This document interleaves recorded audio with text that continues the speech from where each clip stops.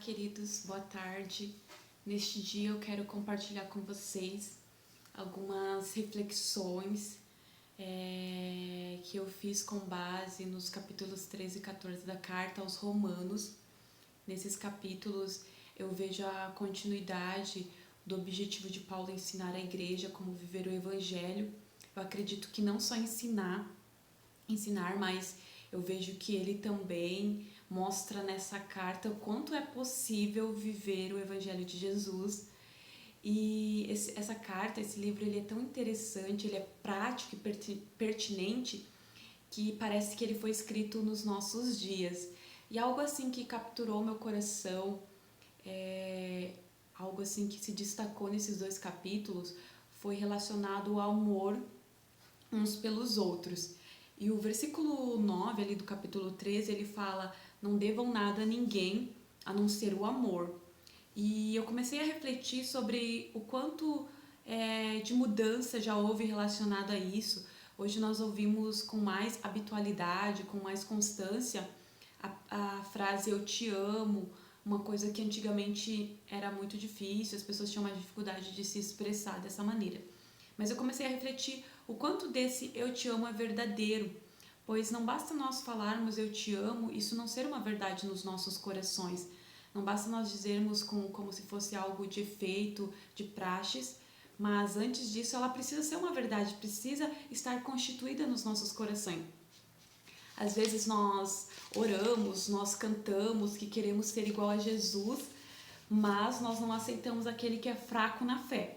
E lá em Romanos 14:1 nos diz que aceitem aquele que é fraco na fé e não entrem em conversas controvertidas, ou seja, não percam tempo com conversas que não levam a lugar nenhum, com conversas sem propósito.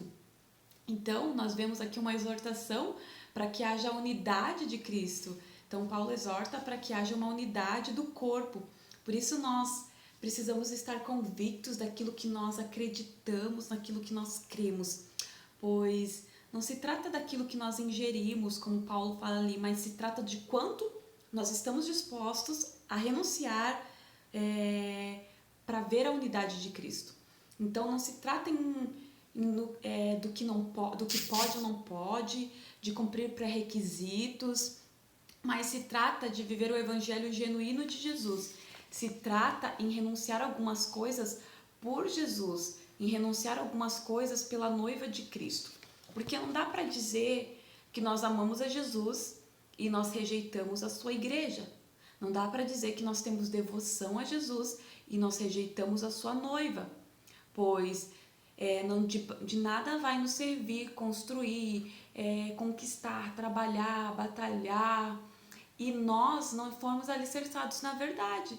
Se a nossa base não for a verdade, se não for Deus, se não for Jesus Cristo, pois o reino de Deus, ele nos traz aqui algo que nós precisamos vigiar para não ser pedra de tropeço, porque como igual esses versículos, ele nos exortam para nós não sermos pedra de tropeço e nem obstáculo para o nosso irmão, mas pelo contrário, nós precisamos ser aqueles que encorajam os outros, aqueles que encorajam a eles a viverem uma vida de mais intensidade, de mais intimidade com o Senhor, que levam as pessoas a conhecerem, a meditarem na palavra, como a palavra de Deus diz, conhecereis a verdade vos libertará. Então, encorajar para que conheçam a verdade, para que conheçam o Evangelho, porque o reino de Deus, ele não é comida nem bebida.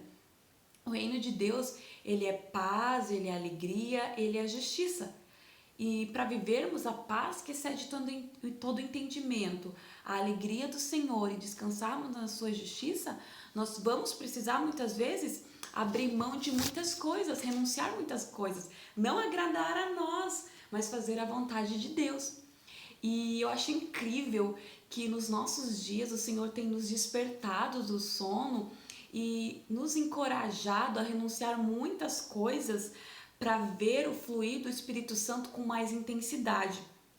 Tenho visto e eu vejo que o Senhor tem nos despertado e vai despertar muitos ainda para renunciarem muitas coisas, não para dizerem que são mais santos, mas para aqueles que desejam ver o manifestar do reino, o manifestar da glória de Deus. E nesse dia, você que está assistindo esse vídeo, com base nessas reflexões, eu quero te encorajar nesta semana a orar, a meditar e junto com o Espírito Santo de Deus, ver coisas em você, coisas que você pode renunciar, que vão fazer com que o Senhor venha com mais força sobre a sua vida.